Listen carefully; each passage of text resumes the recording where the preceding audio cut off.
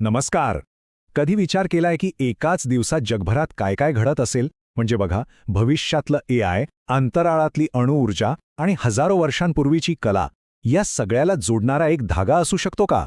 चला, आज आपण 22 एप्रिल 2026 या एका दिवसाचा प्रवास करून हेच शोधूया.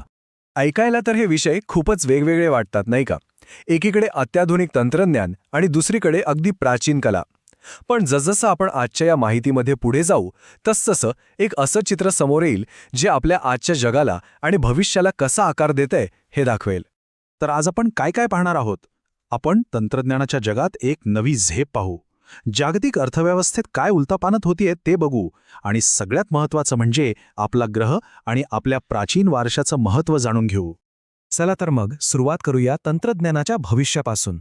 इथे आपण पाहणार आहोत की कसे छोटे छोटे शोध आणि मोठ्या मोठ्या योजना आपलं जग बदलायला निघाले आहेत.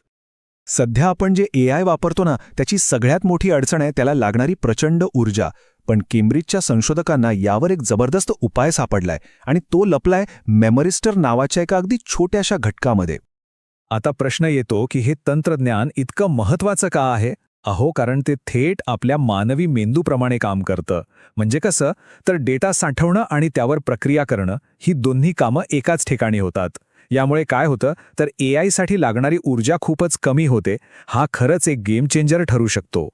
बरं, एका बाजूला हे सूक्ष्म तंत्रज्ञान आहे, तर दुसऱ्या बाजूला काहीतरी भव्य घडतंय. अमेरिका आता फक्त पृथ्वीपुरता विचार करत नाहीये, तर चक्क अंतराळात अणुऊर्जा नेण्याची तयारी करत आहे.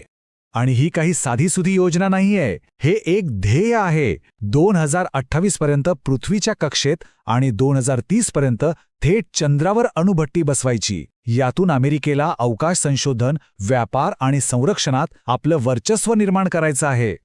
जशी तंत्रज्ञानाची शर्यत सुरू आहे, अगदी तशीच एक शर्यत पृथ्वीवर आर्थिक शक्तीसाठी सुद्धा सुरू आहे. चला तर मग पाहूया जागतिक अर्थव्यवस्थेच्या पटावर नक्की काय बदल घडत आहेत. आंतरराष्ट्रीय नाणेनिधी म्हणजे IMF दरवर्षी आकडेवारी जाहीर करते. तर त्यांच्या ताज्या आकडेवारीनुसार भारतीय अर्थव्यवस्थेचा जगात कितवा क्रमांक लागतो? काय वाटतं? उत्तर आहे 6वा. हो, इथे एक मोठा बदल झाला आहे. ब्रिटनने भारताला मागे टाकून 5वं स्थान मिळवलं आहे आणि त्यामुळे भारत आता 6व्या क्रमांकावर आला आहे. हा तक्ता बघा, यावरून आपल्याला एकदम स्पष्ट चित्र मिळतं. अमेरिका आणि चीन अजूनही पहिल्या आणि दुसऱ्या क्रमांकावर आहेत, पण त्या खालच्या स्थानांसाठी मात्र सतत चढाओढ सुरू असलेली दिसते. बरं, हे आकडे आणि क्रमवारी तर झाली, पण याच्या पलीकडे जाऊन आता आपण अशा गोष्टींकडे वळूया ज्या आपल्याला माणूस म्हणून एकमेकांशी जोडतात. आपला ग्रह, आपला इतिहास आणि आपली संस्कृती. 22 एप्रिल हा दिवस जागतिक वसुंधरा दिन म्हणून साजरा केला जातो आणि 2026 सालची थीम आहे आपली शक्ती, आपला ग्रह. ही थीम आपल्याला आठवण करून देते की हवामान बदल आणि प्रदूषणाविरुद्ध लढण्याची जबाबदारी आपल्या सगळ्यांची आहे. आपल्या पूर्वजांनी त्यांच्या कथा, त्यांचं आयुष्य खडकांवर कोरून ठेवलं आहे. याच कलेला पेट्रोग्लिफ्स असं म्हणतात. ही अक्षरशः हजारो वर्षांपूर्वीच्या मानवी कथा सांगणारी दगडी कला आहे. आणि आपला हा जो अमूल्य वारसा आहे तो जपण्यासाठी भारत सरकारने एक खूप महत्त्वाचं पाऊल उचललंय. लडाखमध्ये देशातलं पहिलं पेट्रोग्लिफ्ट संवर्धन पार्क उभारलं जातंय. कारण हवामान बदल आणि मानवी हस्तक्षेपामुळे ही प्राचीन कला आता धोक्यात आली आहे. चला, आता आपण भूतकाळाच्या या खुणा जपण्यापासून वर्तमानातील आपल्या जिवंत आणि उत्साही परंपरांकडे वळूया. आसाममध्ये याच काळात बिहू सणाचा उत्सव असतो.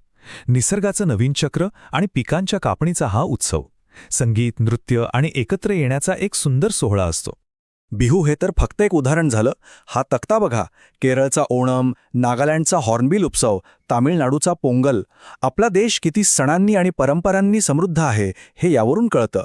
प्रत्येक सणाची एक वेगळीच गोष्ट आहे. आपला वारसा फक्त कला आणि सणांपुरताच नाही, तो आपल्या भाषांमध्येही जपलेला आहे. आणि याचंच एक उत्तम उदाहरण म्हणजे मेघालय.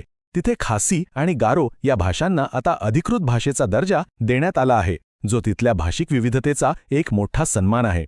तर आज आपण पाहिलं की एकाच दिवशी तंत्रज्ञान आपलं भविष्य घडवतंय, अर्थव्यवस्था बदलत आहे आणि आपली संस्कृती भूतकाळ जपतीये. या सगळ्या घडामोडी पाहिल्यावर एक विचार मनात येतो की यापैकी अशी कोणती एक गोष्ट असेल जी येणाऱ्या दशकावर सर्वात जास्त प्रभाव टाकेल. AI, अवकाश मोहीम की आपला वारसा जपण्याचे प्रयत्न? विचार करण्यासारखा प्रश्न आहे नाही का?